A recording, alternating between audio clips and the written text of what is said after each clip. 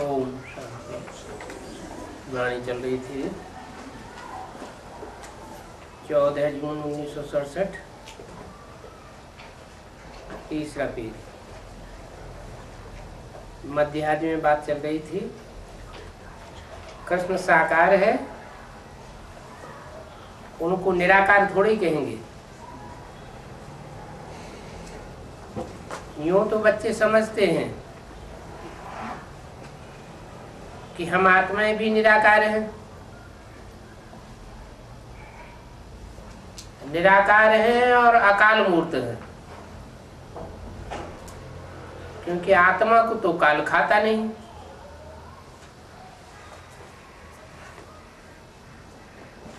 बाप को भी अकाल मूर्त कहते हैं, हम भी अकाल मूर्त हैं। आत्मा को काल खा ही नहीं सकता। काल किसको खाता है? शरीर को काल खाता है, आत्मा को नहीं खा सकता। माना जो आत्मिक स्थिति में स्थित हो जाएंगे उनको काल नहीं खावेगा, वो काल की स्टेज से परे चले जाएंगे।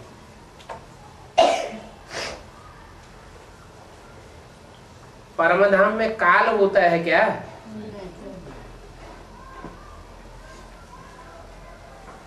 काल माने समय,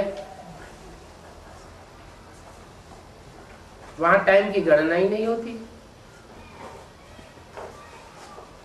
काल से परे अकाल मूर्त आत्मा होती है। ऐसी स्टेज इस दुनिया में अगर साकार शरीर से भी बन जाए, साकार शरीर रहे लेकिन रहते हुए भी आत्मा अपने स्वरूप में स्थित हो जाए, तो काल से परे हो गई। इस दुनिया में अकाल मूर्त को बुलाते हैं, वहां तो नहीं बुलावेंगे। कहाँ? नई दुनिया में अकाल मूर्त को नहीं बुलावेंगे, क्योंकि वहां पर तो सबको सुख ही सुख होता है। अकाल मूर्त को बुलाते हैं दुख हरने के लिए, इसीलिए गाते भी हैं, दुख में सिमरन सब करे, सुख में करे न कोई। अभी तुम बच्चे जानते हो कि रावण राज्य में कितना दुख है। बाप तो स्वर्ग का मालिक बनाते, भले इस रावण राज्य में बहुत दुख है, बाप हेवनली गॉडफादर गाया हुआ है। हेवनली गॉडफादर के बच्चे फिर सुखी होने चाहिए।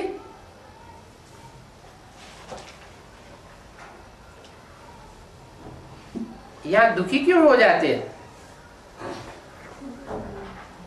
क्योंकि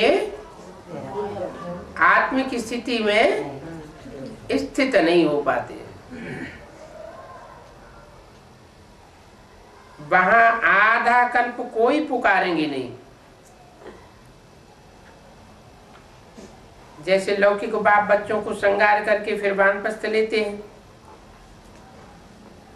फिर सब कुछ बच्चों को दे करके कहेंगे अभी हम सत्संग में जाते हैं, कुछ खाने पीने के लिए भेजते रहना।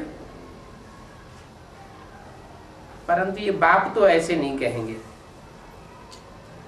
ये तो कहते हैं मीठे मीठे बच्चों, हम तुमको विश्व की बादशाही दे करके वानप्रस्थ में चला जाऊंगा।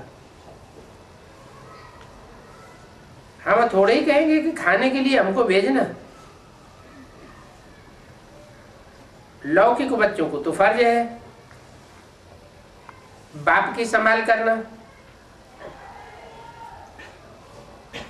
तुम तो अलौकिक बच्चे हो।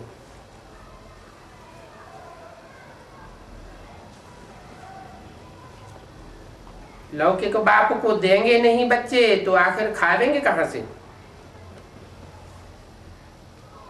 ये बाप तो कहते हैं मैं तो निष्काम सेवाधारी हूं, और तुम्हारे जो भी बाप हुए हैं 84 जन्म के,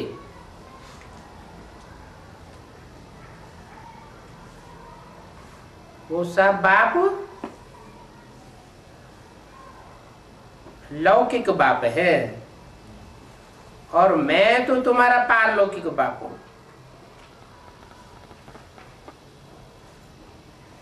इस दुनिया में तो कोई ऐसा बाप होता नहीं जो अपने बच्चों से कामना न करे। मनुष्य कोई भी निष्काम नहीं हो सकते।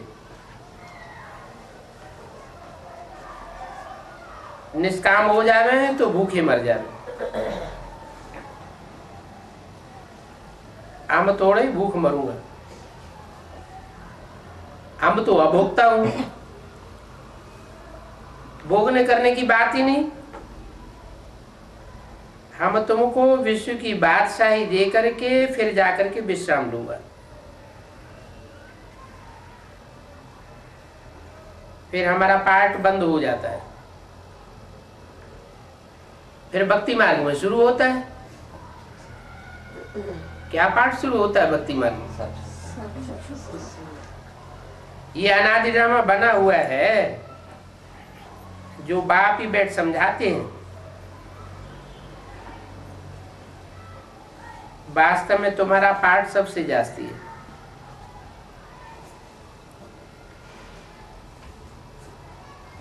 तो आफरीन भी तुमको मिलनी चाहिए। मैं आराम करता हूं तो तुम ब्रह्मांड के भी और विश्व के भी मालिक बनते हो। फिर तुम्हारा नाम बहुत बाला हो जाता है, बड़ा नाम हो जाता है। इस ड्रामा के राज को भी तुम जानते हो। मूल वतन, सूक्ष्म वतन, स्थूल वतन, ये ड्रामा कैसे चक्कर लगाता है ये तुमको पता है। तुम ज्ञान के फूल हो, दुनिया में एक भी नहीं है। तो देखो रात दिन का फर्क है, वो रात में है और तुम दिन में जाते हो। आजकल तो देखो वनोत्सव करते रहते हैं, और भगवान तो मनुष्यों को वनोत्सव कर रहे हैं। वो कांटे लगाते रहते हैं हर वर्ष, और भगवान फूलों का बगीचा लगाते हैं। तुम अभी पढ़ रहे हो, तुम बुलाते भी हो कि हे पतित पावन आओ। अभी बाप कहते हैं बुलाने करने की दरकार नहीं है, अभी तो याद करो तो तुम्हारी खाद निकल जाएगी। 63 जन्म बुलाते रहे, पाप भस्म तो हुए नहीं। तो तुम बच्चों को बहुत खुशी होनी चाहिए। तुम जानते हो कि हम फूल बन रहे हैं। अपन को देखना चाहिए कि हम फूल बन रहे हैं तो कितनों का कल्याण करते हैं। कल्याण करते हैं तो फूल बन रहे हैं। ये भी व्यापार है।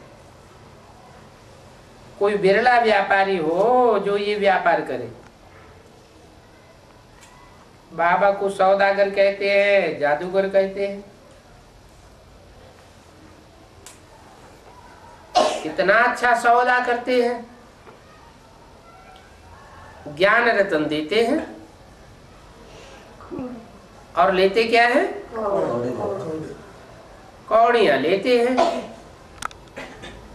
ज्ञान रत्नों के बदले कोई कौड़ी लेने वाला व्यापारी देखा? इसको जादूगर भी कहते हैं। क्या जादू लगाते हैं? मनुष्य को देवता ही बनाए देते हैं, कमाल करते हैं। मनुष्य को देवता, राव को रंग बना देते हैं। जो उसी दुनिया के राजसी ठाट में रहने वाले हैं वो रंग बन जाते हैं, और जो गरीब है उनको प्रिंस बनाए देते हैं। अभी बेहद के बाप से तुम सौदा लेने आए हो,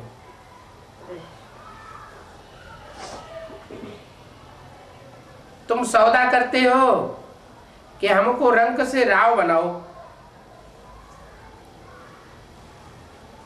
बहुत अच्छा ग्राहक है ना। बाप के पास ऐसे सब ग्राहक आने चाहिए। कैसे? कि हमको रंग से राव बनाओ। इनको तो तुम कहते भी हो दुख हरता सुख करता, तुम्हारे दुख हर लेते हैं और सुख दे देते हैं। तो कितना अच्छा सौदागर हुआ। इन जैसा दाता कोई होता नहीं है, ऐसा जो दुख ले लेवे और सुख दे देवे। वो है ही सुख देने वाला। बाप कहते हैं भक्ति मार्ग में भी मैं तुमको देता हूं। ये ड्रामा में नूद है भक्ति मार्ग में देने की।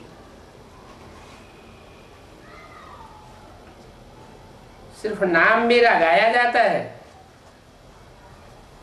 बाप समझाते हैं कि मेरा पार्ट भक्ति मार्ग में भी नुदा हुआ है।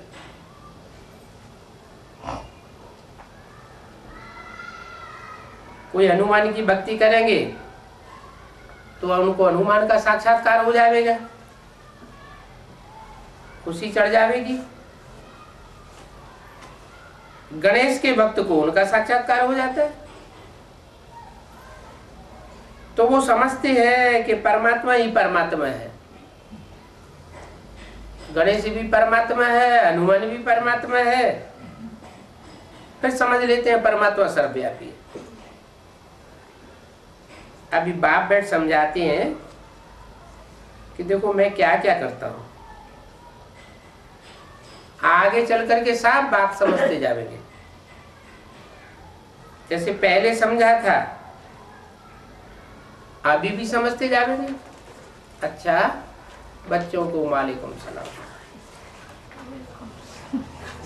ये है 15 जून 1967 प्रातः क्लास। रिकॉर्ड चला है। दूर देश का रहने वाला आया देश पर आए। किसके पराये देश में आया? रावण के पराये देश में आया। आज वृक्षपति वार है। किसका वार? जो वृक्षपति है उसका नाम रख दिया है। मेरा नाम नहीं रख दिया है, उसका। उसका माने किसका? जो सारे वृक्ष का पति है उसका नाम रख दिया है वृक्षपति, बृहस्पति। वो त्योहार तो वर्ष वर्ष मनाते हैं। तुम तो हर हफ्ते वृक्षपति डे मनाते हो। वृक्षपति अर्थात इस मनुष्य सृष्टि रूपी झाड़ का जो बीज रूप है,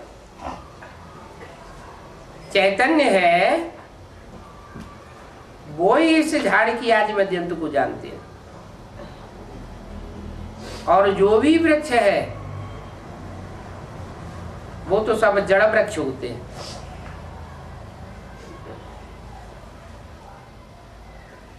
उनके जड़ बीज होते हैं।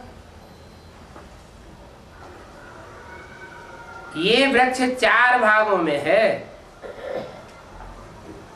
ऐसे तो दुनिया की हर चीज 4 भागों में होती है।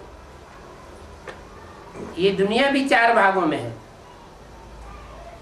ये भी इस समय तुम बच्चे जानते हो, और कभी तो जानते नहीं थे, कोई मनुष्य नहीं जानते। अभी इस पुरानी दुनिया का अंत है, और ये दुनिया कितनी बड़ी है, ये ज्ञान कोई भी मनुष्य मात्र की बुद्धि में नहीं है। ये नई दुनिया के लिए नई शिक्षा है। नई शिक्षा से तुम नई दुनिया में जाते हो, और फिर नई दुनिया का राजा बनने के लिए अथवा आदि सनातन देवी देवता धर्म के बनने के लिए तुम ये शिक्षा लेते हो। तो शिक्षा भी नई है, और नई शिक्षा का रिजल्ट दुनिया भी नई होती है। भाषा तो वही हिंदी है। बाबा ने समझाया, जब दूसरी राजा स्थापन होती है तो उनकी भाषा अलग हो जाती है।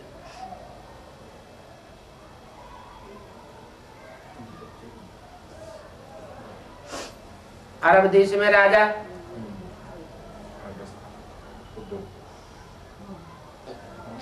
यूरोप में राजा हुए,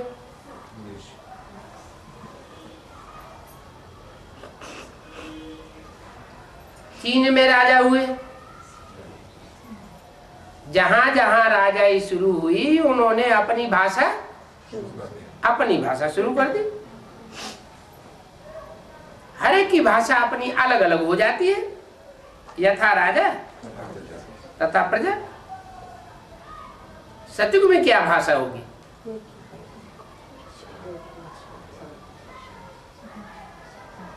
तो बच्चे थोड़ा थोड़ा जानते हैं क्या भाषा होगी। वहां तो इशारे की भाषा होगी,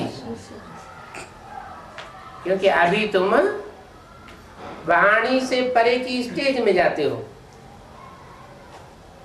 जब वाणी से परे की स्टेज में जाते हो तो तुम्हारे वाइब्रेशन से ही एक दूसरे को तुम्हारी भाषा का पता लग जाता है। जास्ती बोलने की दरकार नहीं रहती।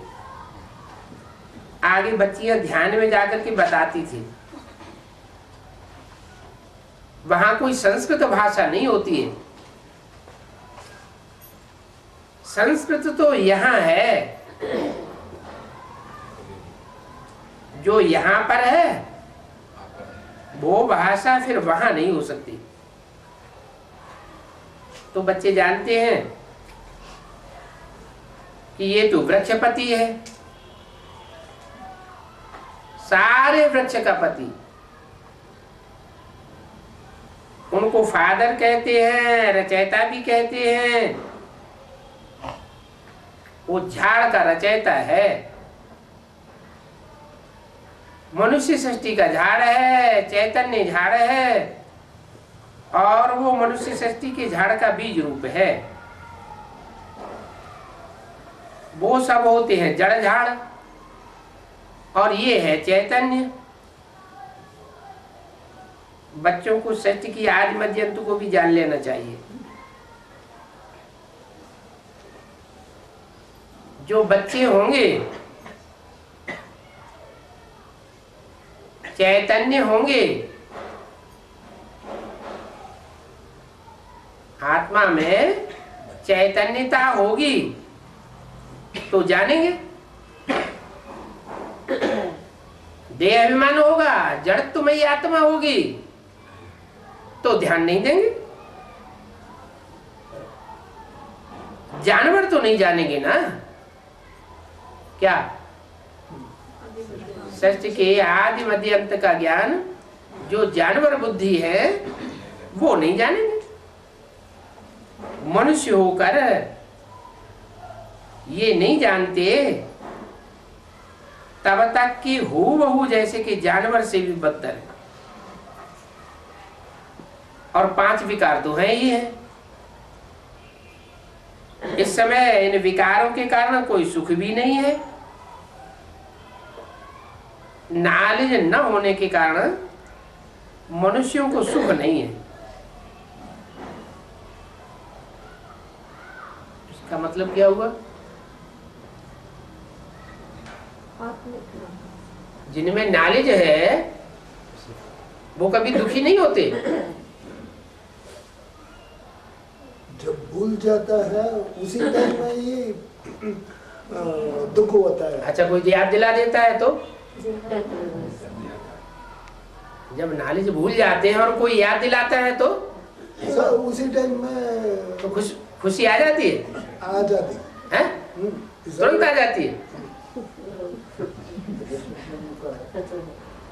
लक्ष्मण जैसे जब मूर्छित वो हो जाता है, जब नॉलेज तो है लेकिन नॉलेज रग रग में समाई हुई नहीं है।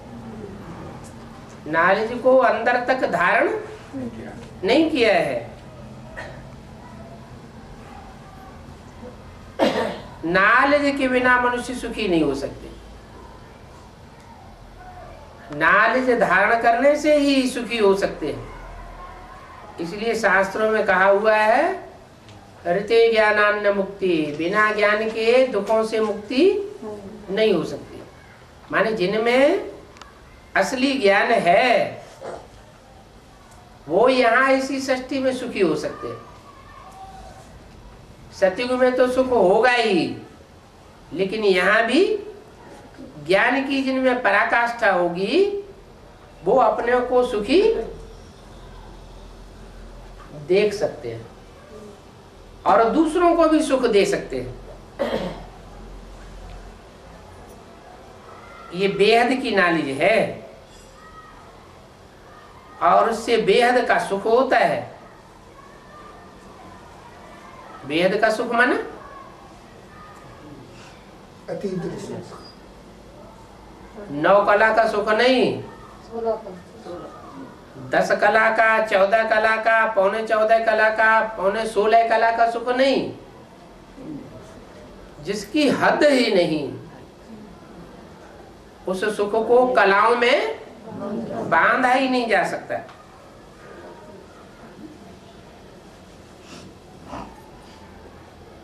हद की नॉलेज को कालविष्टा समान कहते हैं। उससे हद का सुख होता है और ये है बेहद के बाप की बेहद की नॉलेज। जो इस नॉलेज को धारण करते हैं उनको बेहद का सुख होता है।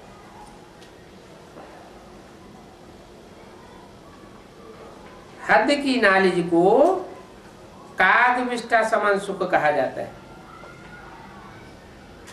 तुम जानते हो हम बेहद के सुख के लिए अभी पुरुषार्थ कर रहे हैं। पहले भी पुरुषार्थ किया था। ये फिर से अक्षर सिर्फ तुम जानते हो और तुम ही सुनते हो। क्या ये नॉलेज लेने के लिए हमने पहले भी पुरुषार्थ किया था, अभी फिर से करते हो। तुम ही फिर से मनुष्य से देवता बनने के लिए राजयोग की शिक्षा प्राप्त कर रहे हो। ये भी तुम जानते हो ज्ञान का सागर बाप है जो निराकार है।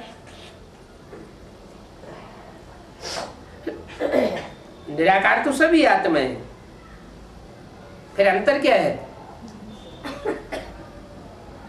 बाप भी निराकार और आत्माएं भी निराकार, फिर अंतर क्या है? आत्माएं 500-700 करोड़ सभी निराकार है।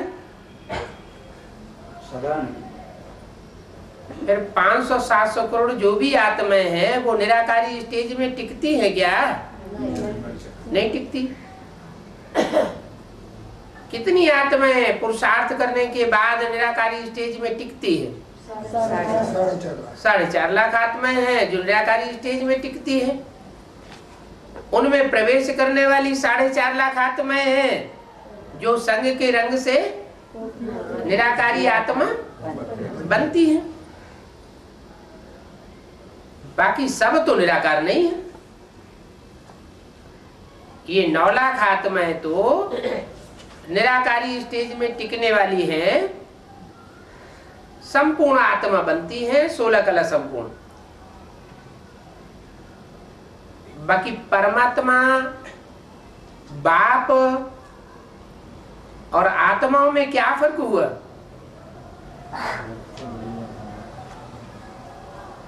परमात्मा परमात्मा कहा जाता है। आत्माओं में परम पार्टधारी है। परम पार्टधारी इसलिए है कि उसका पार्ट 5000 वर्ष के चक्र में खलास ही नहीं होता, निरंतर पार्टधारी है। और आत्माएं जो है वो नंबरवार पार्टधारी है। फिर परमात्मा और परमपिता में क्या फर्क है?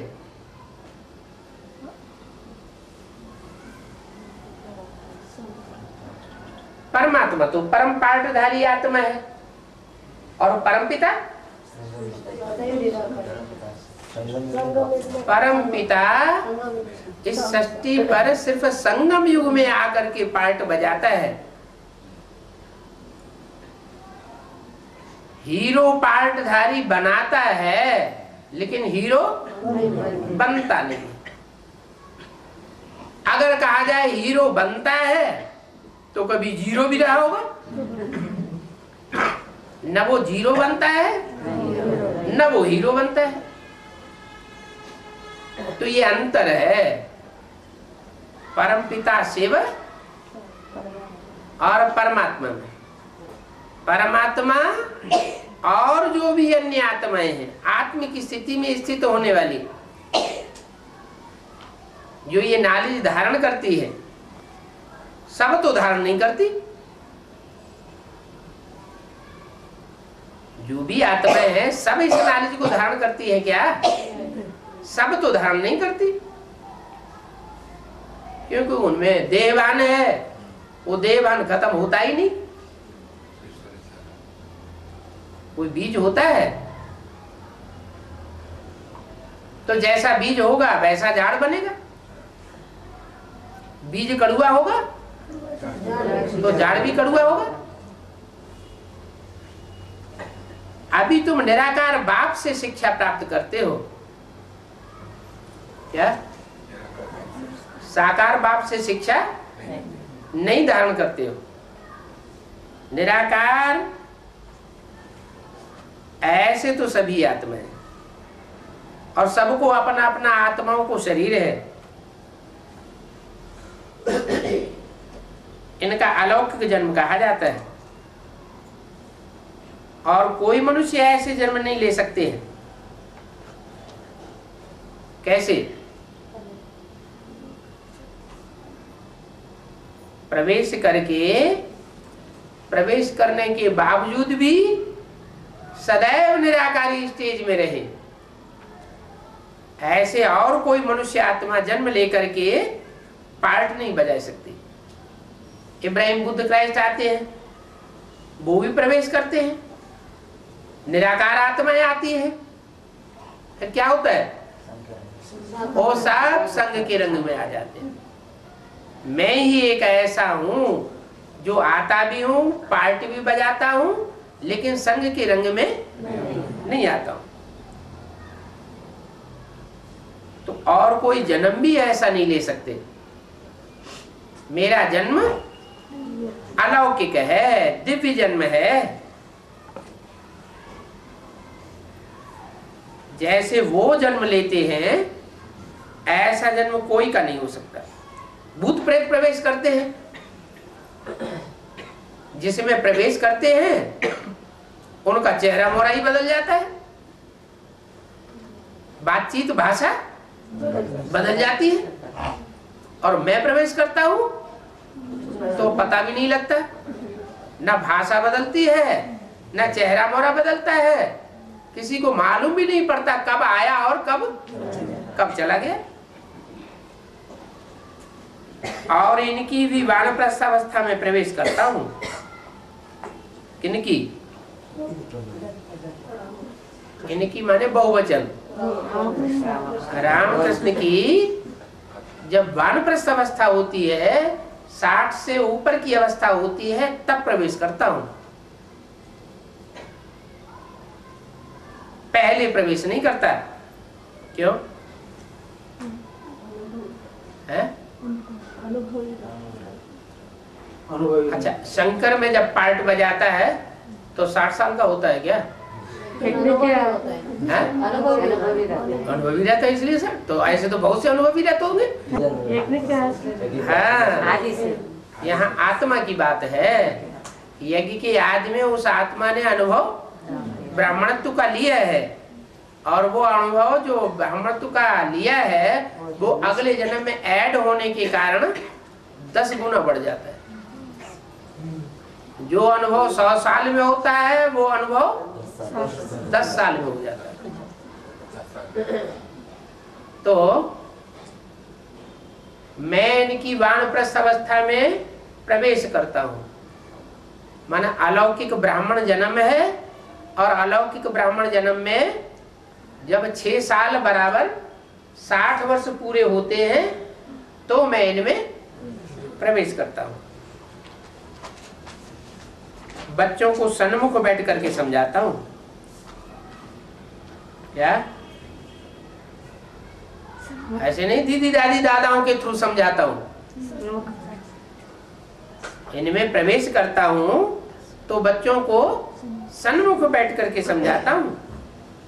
और कोई बच्चे कह ही नहीं सकता, कोई भी धर्म वाला हो,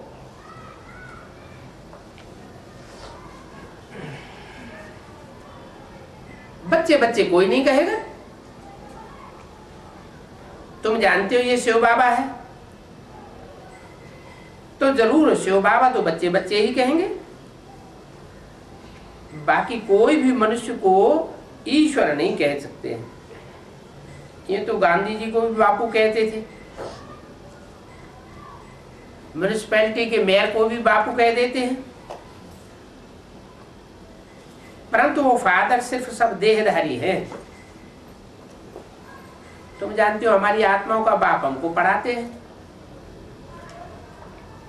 बाप बार बार कहते हैं कि बाप से पढ़ाई पढ़ते हो तो अपन को आत्मा समझ करके पढ़ो। देवभान में आकर के ये पढ़ाई पढ़ने से पल्ले पड़ने वाली नहीं है। तुम भी जानते हो हमारी आत्माओं का बाप हमको पढ़ाते हैं। हमको शरीरधारी बाप पढ़ाने वाला नहीं है। तो बाप बार बार कहते हैं अपन को आत्मा समझो। वो बाप आकर के पढ़ाते भी हैं।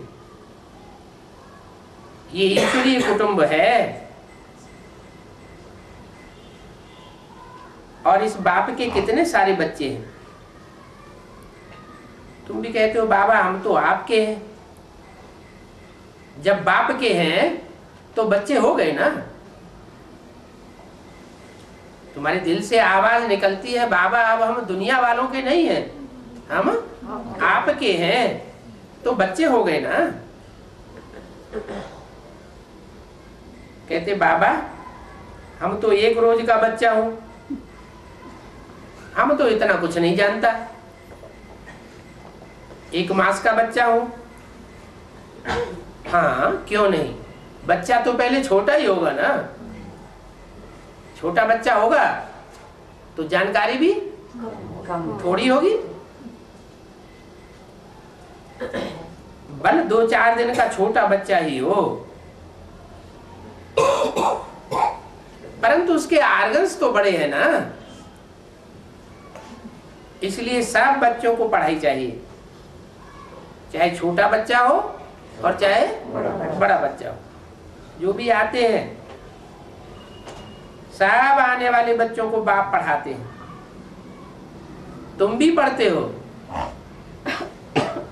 माने आने वाले नए नए भी पढ़ते हैं और तुम भी पढ़ते हो। तुम किससे का? जो नए नए आने वाले हैं वो सामने नहीं है। कृष्ण आत्मा को भी। हाँ बोला तुम भी पढ़ते हो, जो भी आने वाले हैं सब पढ़ते हैं। बाप के बच्चे बने, जब तक बाप के बच्चे बने नहीं हैं तब तक बाप समझाते नहीं। बाप के बच्चे बने तब फिर बाप बैठ समझाते हैं कि तुमने कैसे कैसे 84 जन्म लिए। 84 का चक्र तुम्हारी बुद्धि में बैठता है, समझाने से बैठता है या सुनाने से बैठता है? समझाने से बैठता है। बाप कहते हैं मैं भी बहुत जन्मों के अंत के भी अंत के जन्म में इनमें प्रवेश करता हूं। क्या इसका क्या मतलब है? अंत को भी अंत है। बहुत जन्मों का अंत क्या होता है? 1936 नहीं, 36 की बात नहीं। बहुत जन्मों का अंत कौन सा होता है? 84वां जन्म। बहुत जन्मों का अंत का जन्म हुआ। बहुत जन्मों का अंत। तो बहुत जन्म कितने हैं? 84। तो 84वें जन्म के अंत में प्रवेश करता हूं। फिर जो 84वां जन्म है उसके भी अंत में वो क्या हुआ? सन 36 में 84वां जन्म। 84वां जन्म पूरा नहीं हो पाया और 100 साल पूरे हुए नहीं ब्रह्मा के। जिसमें प्रवेश करते हैं उसका नाम क्या रखते हैं? ब्रह्मा। जब ब्रह्मा नाम रखते हैं तो ब्रह्मा की आयु कितनी होनी चाहिए? 100 साल। तो वो तो पूरी हुई नहीं, पहले ही शरीर छोड़ दिया। तो वो 100 साल पूरी करने के लिए फिर दूसरा जन्म लेते। बोला बहुत जन्मों के अंत के भी अंत में 36 में 84वां जन्म, फिर 40 साल और ऐड किए तो अंत का भी अंतिम जन्म हुआ। तब प्रवेश करता हूं। जब प्रवेश करता हूं तो फिर पढ़ाई पढ़ाता हूं। माना इससे पहले पढ़ाई नहीं पढ़ाई? यज्ञ के आदि में पढ़ाई नहीं पढ़ी थी क्या? उस समय समझाया नहीं, उस समय क्या किया? सिर्फ सुनाया। बच्चे जानते हैं कि यहाँ बड़े से बड़े टीचर के पास आए हैं। क्या छोटा टीचर होता है माँ, और जब ऊंची कक्षा में जाते हैं तो बड़ा टीचर पढ़ाता है, उसको कहते हैं एडवांस नॉलेज। तो बाप कहते हैं बहुत जन्मों के अंत के भी अंत में आकर के मैं पढ़ाता हूं और बड़े से बड़े टीचर के पास तुमको आना पड़ता है, जिससे फिर ये टीचर्स निकलते हैं। इन टीचर्स को फिर पंडे कहा जाता है। वो भी सबको पढ़ाते रहते हैं।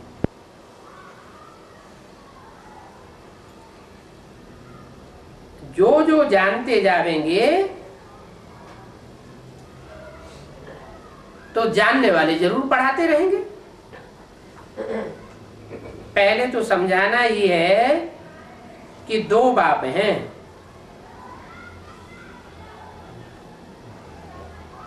एक लौकिक और दूसरा पारलौकिक है। दो बाप, एक लौकिक और दूसरा पारलौकिक। लौकिक कौन और पारलौकिक कौन? बड़ा तो जरूर पारलौकिक बाप हो गया, जिनको भगवान कहा जाता है। तुम जानते हो अभी हमको पारलौकिक बाप मिला है, और किसी को पता भी नहीं है कि तुमको पारलौकिक बाप मिला है। अभी तुम बच्चे समझते हो कि हम आत्माओं को बाप पढ़ाते हैं, सब आत्माओं को तो नहीं पढ़ाते होंगे,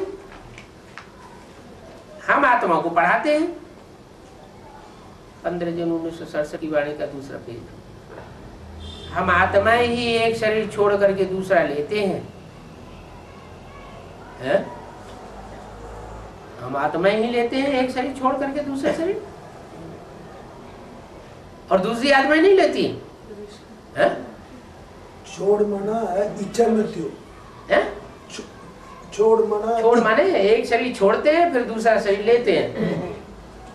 हम आत्मा ही लेते हैं एक शरीर छोड़ करके दूसरा शरीर, और दूसरी आत्मा नहीं लेती हैं? और दूसरी आत्मा क्या करती है? वो प्रवेश करती है, और हम एक शरीर छोड़ करके दूसरा लेते हैं, हम प्रवेश नहीं करते हैं। हमको पता पड़ता है हम दूसरा शरीर ले रहे हैं। अच्छा, वो अपना शरीर छोड़ते हैं पुराना शरीर, तो दूसरा शरीर जब लेते हैं तो उनको पता नहीं पड़ता हमने पुराना शरीर छोड़ दिया और नए शरीर में प्रवेश कर रहे हैं या गर्भ में प्रवेश कर रहे हैं। जीते जी मरते हैं। हम जीते जी मरते हैं। अमर भोग का वरदान मिला। हमको अमर भाव का वरदान मिला, तो हम एक शरीर छोड़ दूसरा शरीर लेते हैं और दूसरी आत्मा नहीं लेती हैं।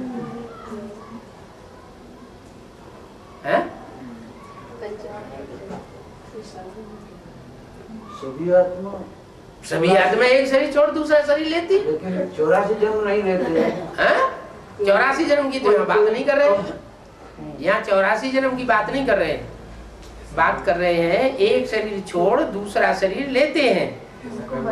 हम आत्माएं लेते हैं, वो आत्माएं नहीं लेती हैं एक शरीर छोड़ दूसरा शरीर। पाप मालूम पड़ता है। संगम युग में हम एक शरीर छोड़ दूसरा शरीर लेते हैं।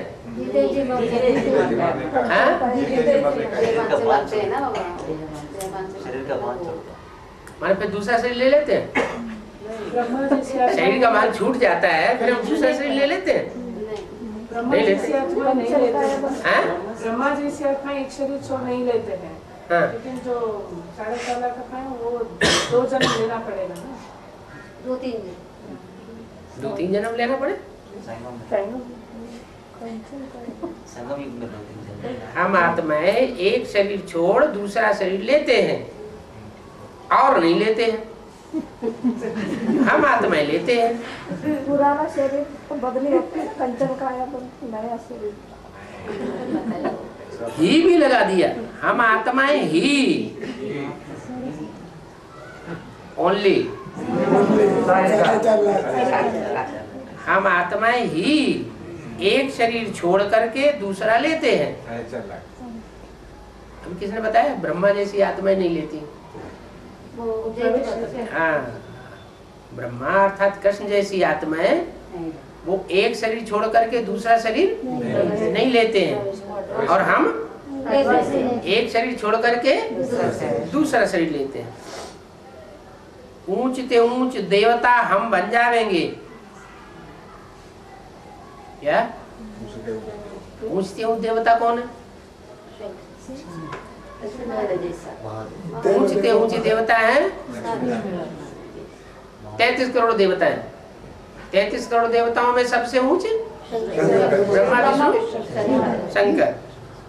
तो ऊंच ते ऊंच देवता बन जाएंगे। ऊंच ते ऊंच पढ़ाने वाले की ऊंच ते ऊंच शिक्षा है। क्या बनाता है? ऊंचे ते ऊंचा देवता बनाता है। हम ऊंच बनने के लिए ही आए हैं। ये भी हो सकता है कि कोई को किसी बात में संशय आने पर पढ़ाई छोड़ देवे। ऐसे छोड़ देते हैं। एक तो संशय में आकर के छोड़ देते हैं, पढ़ाई में कोई बात समझ में नहीं आती है और पढ़ाई छोड़ देते हैं। दूसरा फिर माया के तूफान सहन नहीं कर पाते हैं। काम का तूफान, क्रोध का तूफान, लोभ मोह का तूफान आता है और सहन नहीं होता है, छोड़ देते हैं, फिर हार खा लेते हैं। हार खाते ही है काम रूपी महाशत्रु से। इसके कारण बच्चों को कितना सहन करना पड़ता है। बाप कहते हैं कल्प कल्प तुम अबलाओं माताओं की ही पुकार होती है। कहते हैं बाबा हमको नग्न होने से बचाओ। बाप कहते हैं याद के बिना और कोई रास्ता नहीं है। क्या अबलाओं को बचने के लिए याद के सिवाय और कोई दूसरा रास्ता नहीं है। तो कोई दूसरा रास्ता निकालने की सोचते होंगे, नहीं सोचते? डाइवोर्स देने की नहीं सोचते हैं? या भाग जाने की नहीं सोचते हैं? नहीं सोचते। और कोई डाइवोर्स दे देते हैं ना, छोड़ छाड़ के सन्यासी बन जाते हैं। बनते हैं कि नहीं बनते हैं? बनते हैं। तो बाबा कहते हैं इससे कोई निस्तार होने वाला नहीं है। सिर्फ एक ही रास्ता है कि याद में रहो। बाबा पहले का सेंटेंस में बोला है कल्प कल्प माताओं के पुकारते हैं। कल्प कल्प माताएं तो पुकारते ही बोला है मुरली में। हाँ नहीं, क्यों भाइयों को पुकारते नहीं? भाई पुकारते हैं। भाई लोग क्यों नहीं पुकारते? माताएं ही क्यों पुकारती हैं?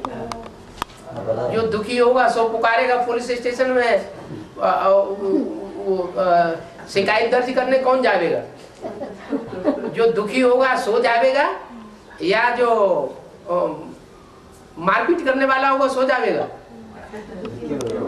दुखी होगा सो जाएगा। तो माताएं मार खाती है, भाई लोग तो दुर्योधन दुशासन तो मार खाने वाले हैं कि खिलाने वाले हैं? वो तो खिलाने वाले। तो वो थोड़े ही बुलाते हैं। बुलाएंगे कौन? जो जास्ती दुखी होती है सो बुलाते हैं। बाप कहते हैं याद के बिना और कोई रास्ता नहीं है। याद से ही बल आता जाएगा। याद में रहेंगे तो विकारों से मुकाबला करने की ताकत आती जाएगी। माया बलवान की ताकत फिर कम हो जाएगी। जो माया है वो माया रूपी रूप दिखाती है और अबलाओं को अबला बना देती है। कहती हैं बाबा हम तो आपके हैं। आपके हैं तो सबला शिव शक्ति। फिर माया परीक्षा लेती है तो मन विचलित हो जाता है। तो जब मन विचलित हो गया तो सबला या अबला? अगर मन विचलित हो गया तो अबला बन गई। बाप कहते हैं इसके लिए सिर्फ मेरे को याद करते रहो, और कोई रास्ता ढूंढने की दरकार नहीं है। ऐसे करते रहेंगे तो माया बलवान की ताकत कम होती रहेगी। फिर आखिर में तुम छूट जाओगे। ऐसे भी बहुत बंधन होते हैं।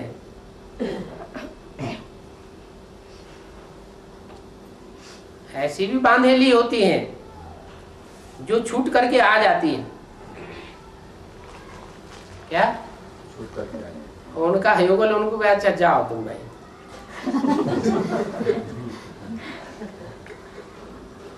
परमिशन मिल जाती है। फिर अत्याचार होना उनके ऊपर बंद हो जाता है। फिर आकर के शिव बाबा से ब्रह्मा द्वारा बातचीत करते हैं। तो तुम्हारी टेव पड़ जानी चाहिए। टेव माना अभ्यास, प्रैक्टिस। किस बात की? याद करने की टेव पड़ जानी चाहिए। बुद्धि में यही रहना चाहिए कि हम तो शिव बाबा के पास जाते हैं। शिव बाबा के पास जाते हैं। शिव बाबा के पास जाएंगे वो हमें छोड़ेगा क्या? फिर कैसे जाते हैं? बुद्धि योग से। हम आत्मा है ना, हम तो शरीर नहीं है, शरीर मुर्दा बना दिया। आत्मा से हम बाप के पास उड़ गए। तो जब मन जो है वो बाबा के पास लग जाएगा, तो मन को बाबा में लगाने के कारण जो शरीर को, इंद्रियों को अनुभूति होगी विकारी सुख की, वो अनुभव में आवेगी ही नहीं। क्या? जब अनुभव में नहीं आएगी तो वो सुख हमको आकर्षित नहीं करेगा। बाप इस ब्रह्मा तन में आते हैं, हम शिव बाबा के आगे बैठे हैं। याद से ही विकर्म विनाश होंगे, ये भी जानते हैं। अपन को आत्मा समझ बाप को याद करना है, यही शिक्षा मिलती है। बाप से मिलने जाओ तो पक्का पक्का अपने को आत्मा समझो। क्या? जैसे ब्रह्मा के पास जाते थे तो बाबा पूछते थे किससे मिलने आए हो, किसकी गोद में आए हो?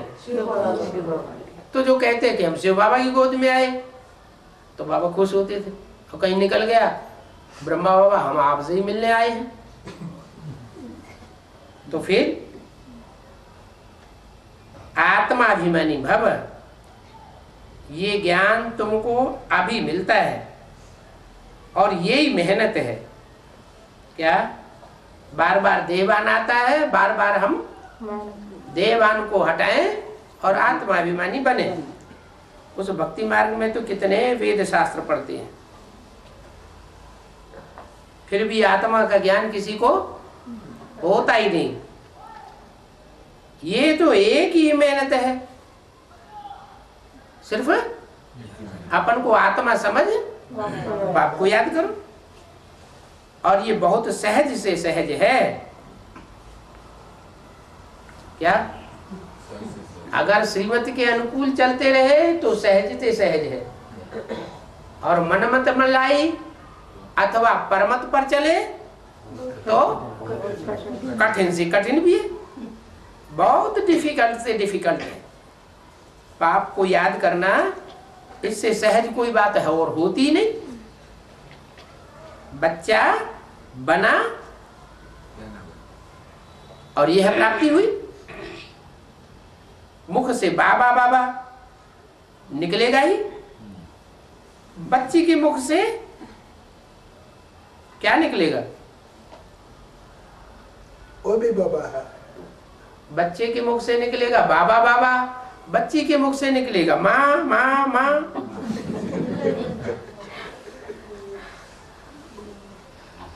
माना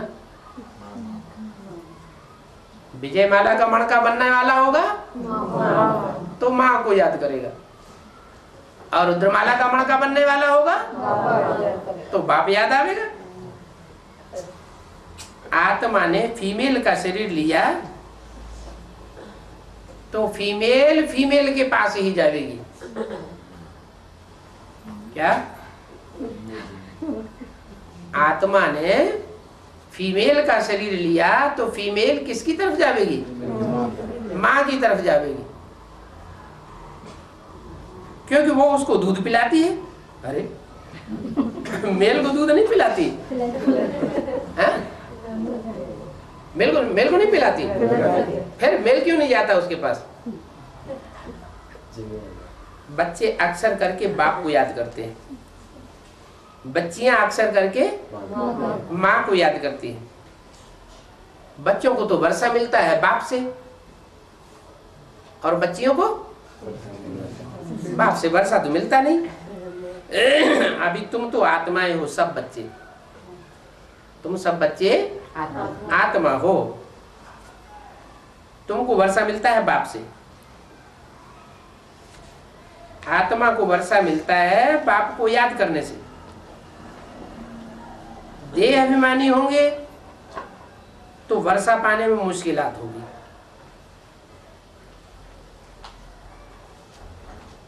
वर्षा कौन सा है?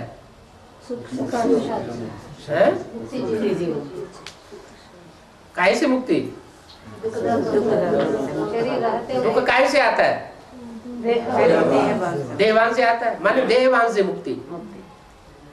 वर्षा मिलता है देहवान से मुक्ति का, आत्मा को वर्षा मिलता है। देह अभिमानी है तो वर्षा मिलता नहीं। जो वर्षा मिलता है मुक्ति का, तो जो मुक्त हो जाता है वो अधिकारी बन जाता है। जो मुक्त नहीं होता पूरा, तो कुछ न कुछ आधीन रहता है। आत्मा को वर्षा मिलता है। देह अभिमानी होंगे तो वर्षा पाने में मुश्किलात होगी। बाप कहते हैं मैं बच्चों को ही जानता हूं, उनको विश्व की भाषा ही देता हूं। बाप पढ़ाते हैं ये बातें, बाप के बिना कोई समझा ही नहीं सकता। उनके साथ ही भक्ति मार्ग में भी तुम्हारा याद प्यार था।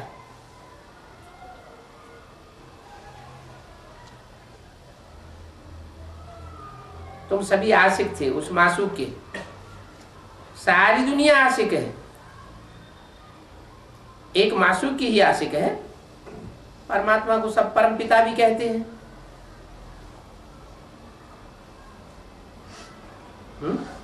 परमात्मा को क्यों कहते हैं? सब आत्मा को माशिक है। क्योंकि जो परमात्मा पार्टधारी है उसी में परम पिता शिव प्रवेश करते हैं। बाप को मासूक नहीं कहा जाता है। तुम समझते हो कि तुम भक्ति मार्ग में आशिक थे,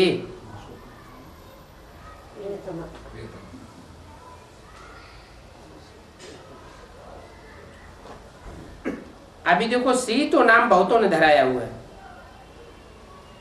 परंतु परमात्मा किनको कहा जावे, इसमें बड़ी मुझ हो गई है। अपन को मनुष्य परमात्मा कह देते हैं। गणेश को, हनुमान को परमात्मा कह देते हैं। तो देखो एकदम सूत मुझा हुआ है। अब परमात्मा तो सिवाय एक के कोई हो ही नहीं सकता। क्यों नहीं हो सकता? क्यों नहीं हो सकता? क्योंकि ऑलराउंड पार्टधारी तो जरूर एक ही है और बाकी कुछ न कुछ कट हो जाता है। तो बाप ही आकर बच्चों को समझाते हैं, बच्चे फिर नंबरवार पुरुषार्थ अनुसार समझते हैं।